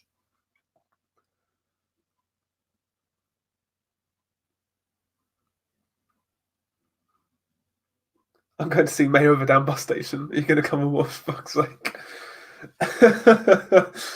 Oh dear. Yeah, Nordic Wilder's fans are they're not the nicest bunch. Do you know what the thing is with Deontay Wilder that really frustrates me? Like if you on the come up, apart from fighting bums, the guy was actually a really affable type of personality. Like he was goofy, he was kind of like corny, but he seemed like a good guy.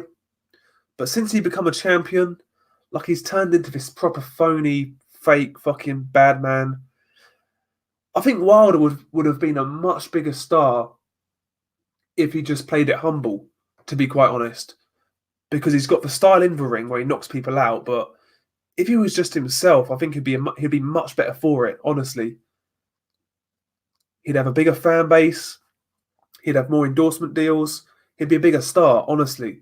I think Wilder really played it wrong, personally, but there we go. That's his choice, isn't it?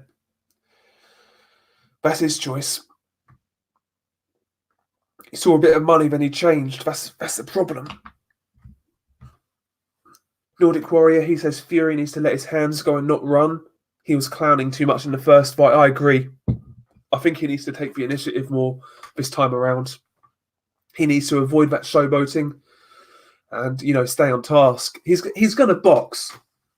He's going to box, but he needs to pick his spots more because, like I said before, when he puts his shots together against Wilder in the first fight, Wilder didn't like it. He didn't like it at all. And especially when Fury got on top of him, you could see Wilder was uncomfortable. So Fury needs to do a bit more of that in this fight. He needs to be aggressive in spells, pick his moments to be aggressive, get on the inside, lean all over him, land short little body shots on the inside, tire him out, make it a rough, tough fight. You can't show Wilder too much respect. And I think Fury did in the first fight. I think he showed him far too much respect.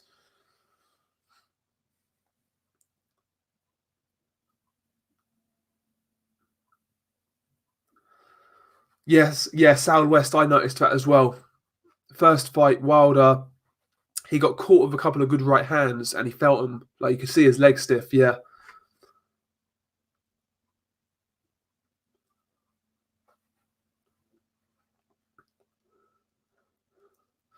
Yeah, Wilder's got no inside game. You're right. He can throw an uppercut on the inside, a right uppercut. That's really it, to be honest. He can't really throw any other shots.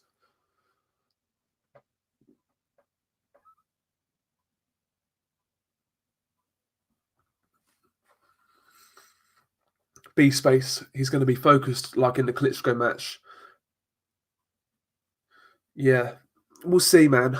I still find it hard to trust Tyson Fury, to be quite honest. There's something about him that I find hard to trust. I know he's a better boxer.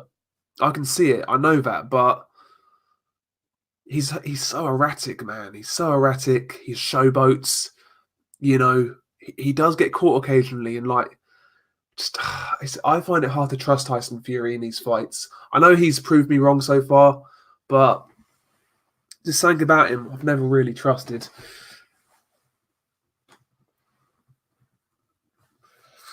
Celtic 67. Wilder has roughly about 5,000, 6,000 fans, but my God, are they a loud, brass, contentious bunch? Yeah, exactly. Yeah. Yeah, that's a good point, Nordic. Wilder's defense is a bit shoddy, and like you say, nobody's really attacked him. Nobody's really give it to him. Fury needs to let his hands go. He needs to be more.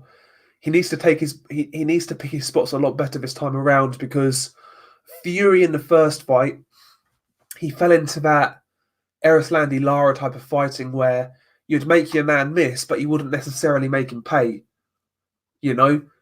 Fury was doing way too much of that first fight.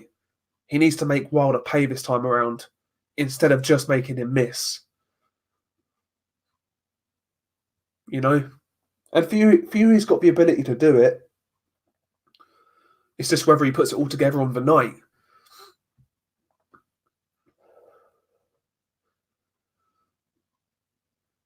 Yeah, they'll be disappointed, Nordic. If Wilder loses, they'll be devastated. They'll be on suicide watch. Do you know what I mean?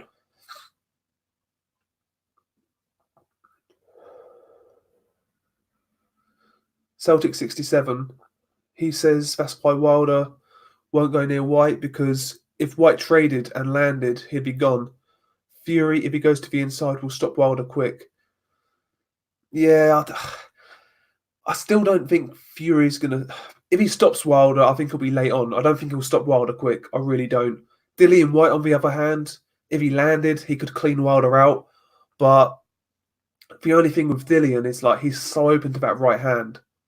He's so open for that shot. It's unreal. Like, Marius Vac was catching White on numerous occasions with that right hand. You know? He's always been open for that shot. I know he was out of shape against Wack, but still, he's always been open for that shot. Like, Joshua caught him with it. Parker caught him with it. Helenius caught him with it. You can catch Dillian coming in. And I think he would get knocked out by Wilder, but it's still a good fight. It's still a really good fight.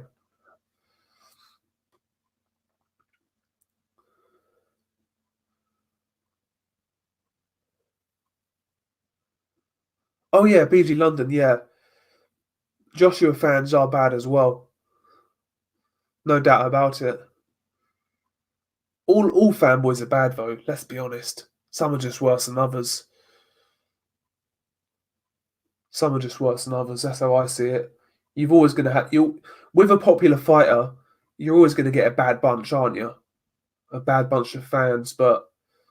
I try not to let it ruin boxing for me these days, because at one point, if a fighter had like a really toxic fan base, I would push back against a fighter. When what's the point in doing that? Like, do you know what I mean? Like, I'll just enjoy boxing for what it is. I ain't gonna let some fucking rabid fanboy ruin boxing for me. I learned that a little while ago.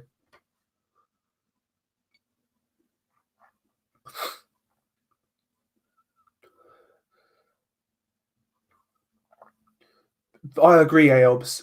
I think White gets knocked out like Brazil did. He'll go a few more rounds, but he'll walk into a right hand. He's open, like I say, he's open to it. If Marius Wack and Robert Helenius are timing you with that right hand, bro, you'll get... Chances are he'll get knocked clean out by Wilder. I think he'll get knocked clean out. He'd actually give it a go, though. Unlike Brazil and people like that, he'll have no fear. That's one thing I will say for Dillian White. He won't have any fear. He'll go in there and give it a go. That's what I can say for Dillian White. And listen, Dillian White's a big lump. He can punch. If he lands and throws a Hail Mary left hook, he can knock Wilder out. He can knock anybody out. So he's got a chance, but I would pick Wilder to knock White out, personally. I think Wilder's toughest fight in the division is Fury and Usyk. That's what I think. I would take Wilder over White. I would take Wilder over Joshua. But Fury and Usyk are the guys who, in my opinion, pose him the most problems, personally.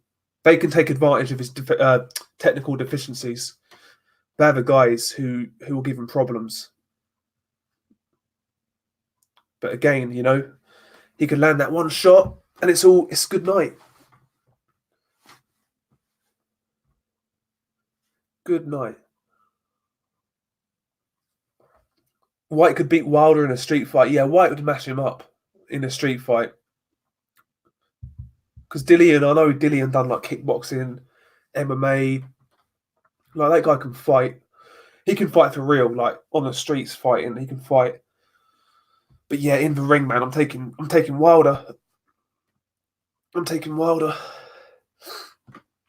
Get me smoke. He says White hasn't proven he can knock anybody out in the top 10. Yeah, that is true, but he can beat guys in the top 10.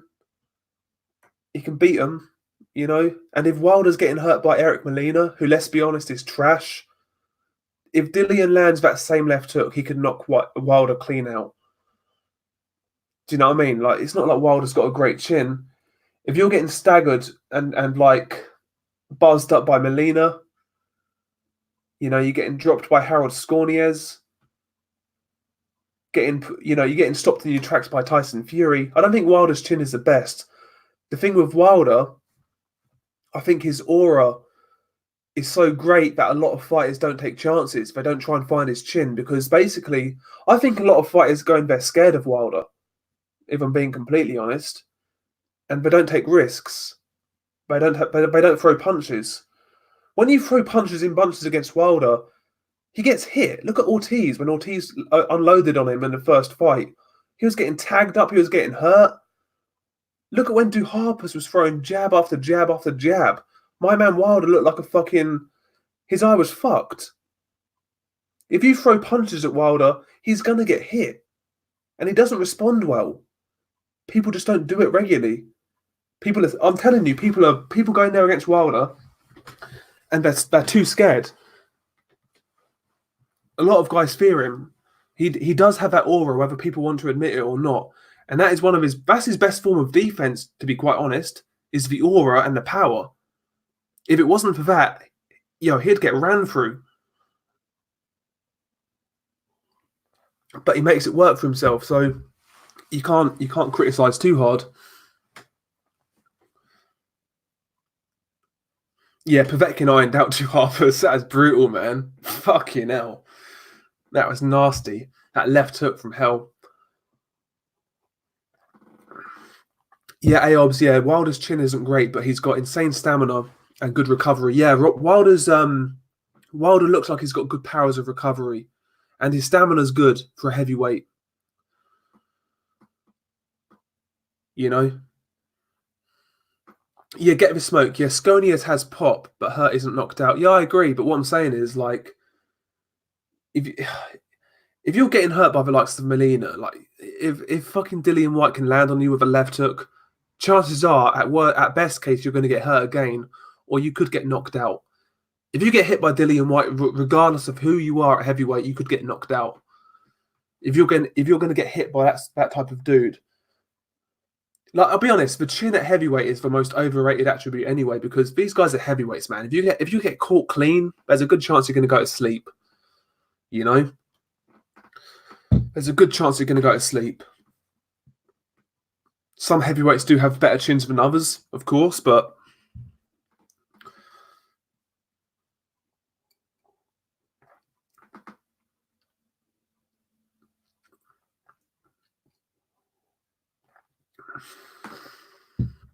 yeah, Nordic. When that fight was announced, I was picking Povetkin to win in Russia.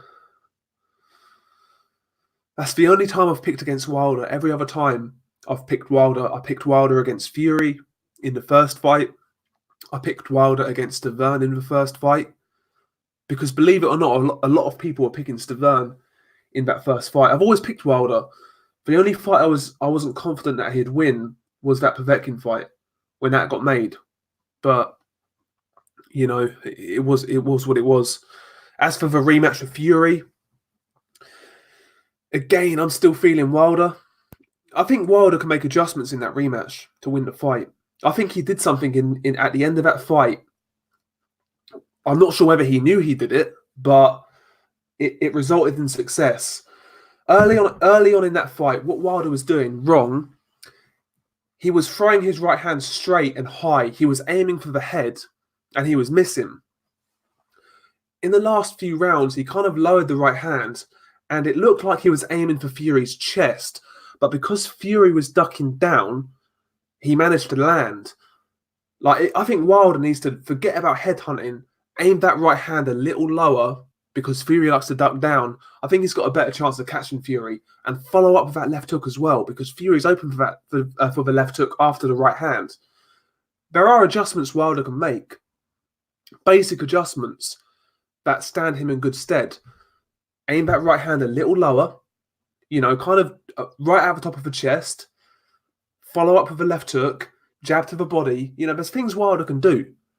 Like, people say Wilder can't adjust. Yeah, he can. Like, simple adjustments he can make.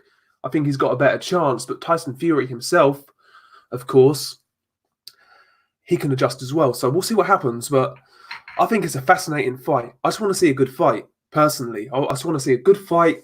I want to see a fair outcome. That's all I want to see. I don't give a fuck who wins, personally. I really don't. I could give a fuck. I could give a fuck less. Because at the end of the day, like I always say, regardless of what happens, I've still got to get up and go to work in the morning. Doesn't change my life. I just want to see a good fight. I want to see two big cunts beat the fuck out of each other. That's what I want to see. Whatever happens, happens. Do you know what I mean? People take this shit too seriously. It is what it is, man. It is what it is.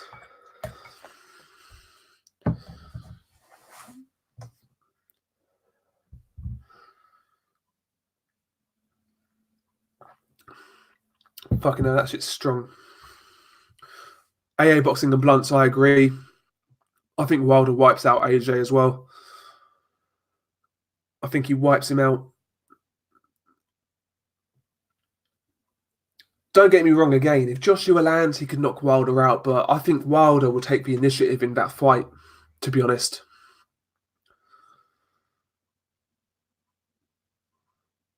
I think he'll take Joshua out.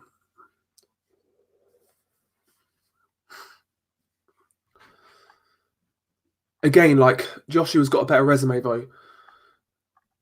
But, you know, resumes don't win fights. When those two fight, I would be very confident in picking Wilder. I'll be honest.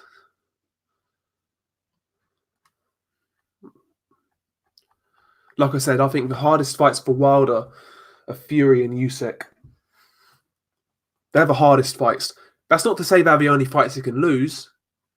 Don't get it twisted. He could get knocked out by anybody. It's heavyweight boxing. But stylistically, I think Fury and Usyk are the hardest, to be honest. What am I grinding? Absolutely nothing, KA. Absolutely nothing. Oh, dear. Celtic 67. Joshua's a poor man's Fury combined with a poor man's Wilder. Fucking hell. He's his own fighter, right? It is what it is, man. Joshua's a good fighter. Wilder's a good fighter. Fury's a good fighter. We'll see what happens. One of these guys, if these guys fight each other, there's going to be one guy on top. We'll see who it is. We'll see who it is. I personally believe it's going to be the Fury Wilder winner. Whoever wins that fight is my number one, to be honest. And I think the winner probably beats Joshua. Particularly Wilder. I think Wilder's all wrong for Joshua. And even Fury, if Joshua goes back to his old style, I think Fury outboxes Joshua, to be honest. I'm getting fucking cold, you know. I've got the heating on and all sorts. Jesus Christ.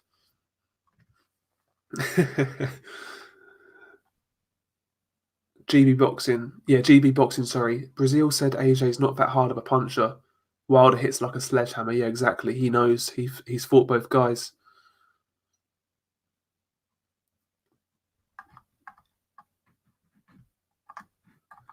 I think Joshua can punch, though. I think he's got genuine power.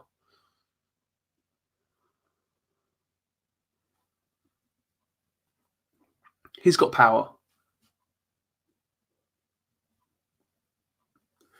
And he's a good fighter. He is a good fighter. I'm not the biggest Joshua fan, to be honest. I never have been, but I can't deny he's a good fighter. He is. He's a solid fighter. But again, I certainly wouldn't rule him out. That's what I will say. I wouldn't rule him out against Wilder. Wilder's a weird one because, like potentially the guy could get upset by a low-level fighter. Like, his skill set is kind of ropey, but you know what I mean? It's one of those ones.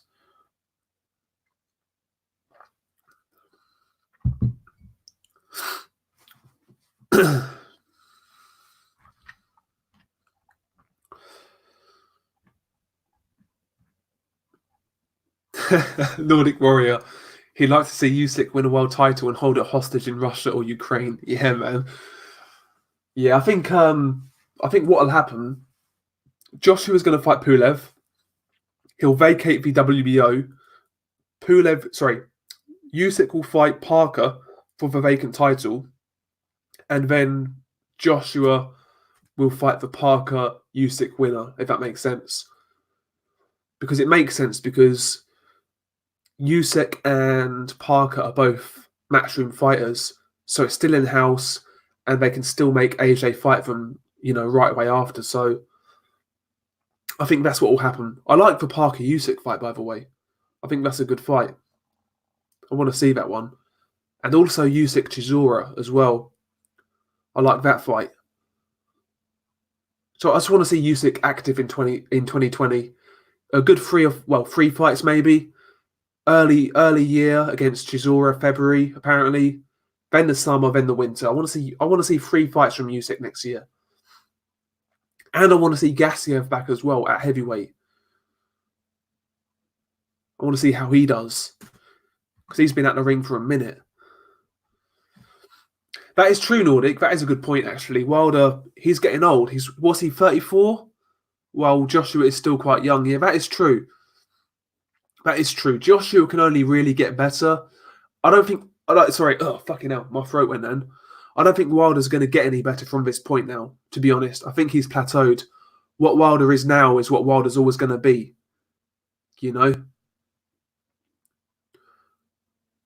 And, how far that can take him, we'll see.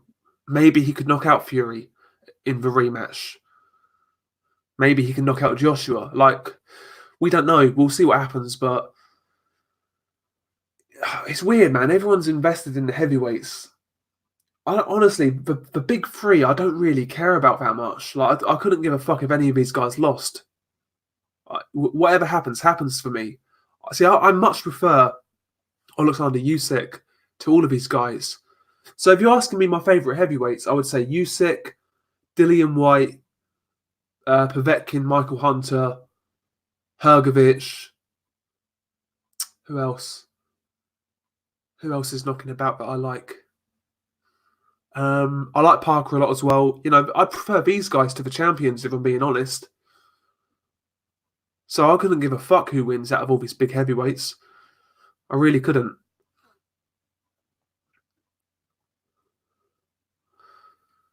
BG London, Wilder's 2 fights away from major respect. People forget that. That's the thing with Wilder now. He is close. If he beats Fury in the rematch and beats Joshua, let's say, for example, then, you can't really argue with that at that point. Gabe Lopez, big up Gabe Lopez. He thinks Ruiz Wilder will be good for as long as it lasts. Yeah, Ruiz needs to, go back to the drawing board, lose 20 pounds and come again, because he's a good fighter. He's got ability. He's got good hand speed, good combination punching, good counter puncher. He's got talent. The talent is there, but he needs to reevaluate. Go back to the drawing board, like I said, and, really, really be honest with himself. And, he needs to tell himself, he needs to ask himself, does he actually want to do this anymore? Because if he does, then no more half-arsing it. No more coming it out of shape. He needs to really make a go of it. GB Boxing, Wilder's going to be the franchise champion after the Fury fight. See, I don't think he will. Wilder, if he becomes a franchise champion, it's going to be when he has multiple belts. It won't be when he's got one belt, in my opinion. That's how I see it.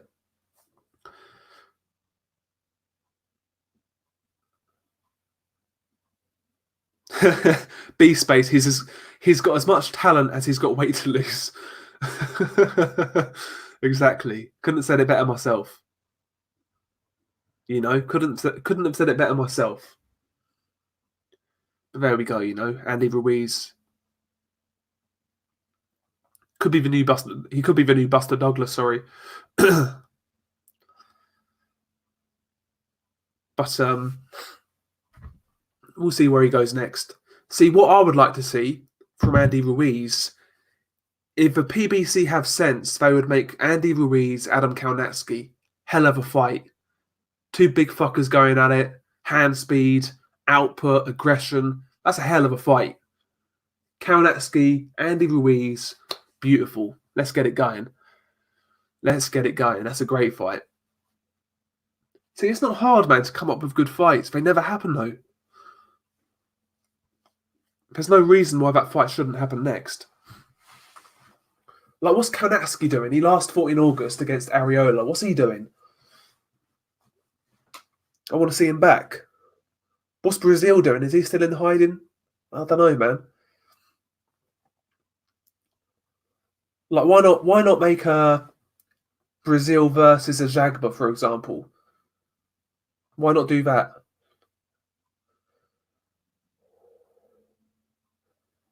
Yeah, I like Kalnatsky as well, B-Space. He does bring it. Like, fucking, he throws a lot of punches. He's aggressive. You know, he'll come to fight. Defensively very open, but he's fun. He's a fun fighter. He's a good fighter. Nordic Warrior, Ruiz versus Gerald Washington. Yeah, I could see that happening. Do you know what? Stylistically, if Washington can stick and move, he'll give Ruiz problems. I think Ruiz catches up to him, but he'll give Ruiz problems. Yeah, the PBC need to recycle Gerald Washington because he's just beat Hellenius. So if I was the PBC, I would be looking at, like, again, a Jagba. Chuck him in there with Washington. You know, semi-recognisable name, coming off a good win. That'd be a good test for a Jagba.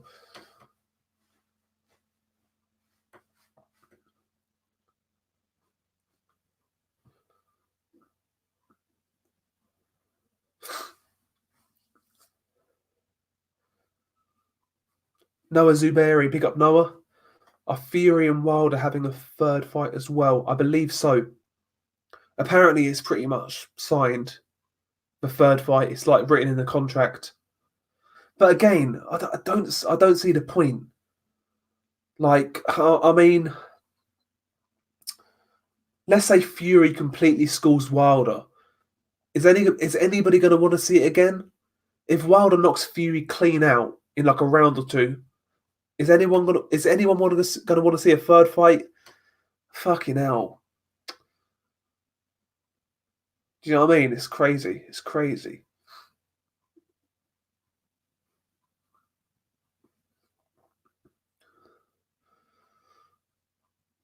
GB Boxing, Dell, can you put out the rankings on screen? I'm not sure how to do it, to be quite honest. I'll do it next time. I'll make sure I know how to do it, the screen share shit. But I'm going to wrap this up in a bit anyway. I'm going to call it a night, but go on for 10 more minutes or so, and we'll wrap it up.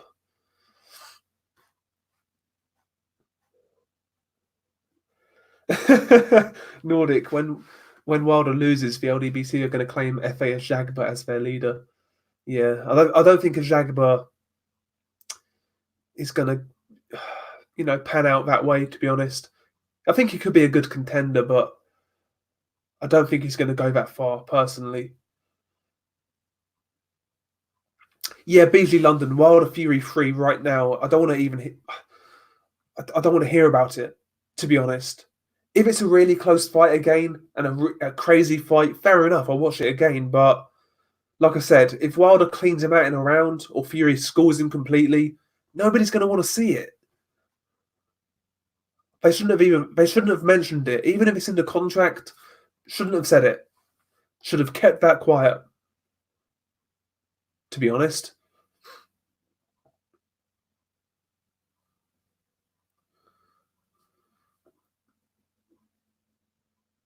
But there we go. It is what it is. It is what it is. Anyway, lads, I'm going to wrap this one up. We've been going for nearly 2 hours. And yeah, man, I've enjoyed it. So yeah, thank you guys for turning up as always. Really appreciate it. If you could smash the like on the way out, would really help the channel out. And yeah, man. Hopefully, you guys have a good New Year's. Stay safe. Don't do anything I wouldn't do. And yeah, man, just have a good time. So yeah, peace.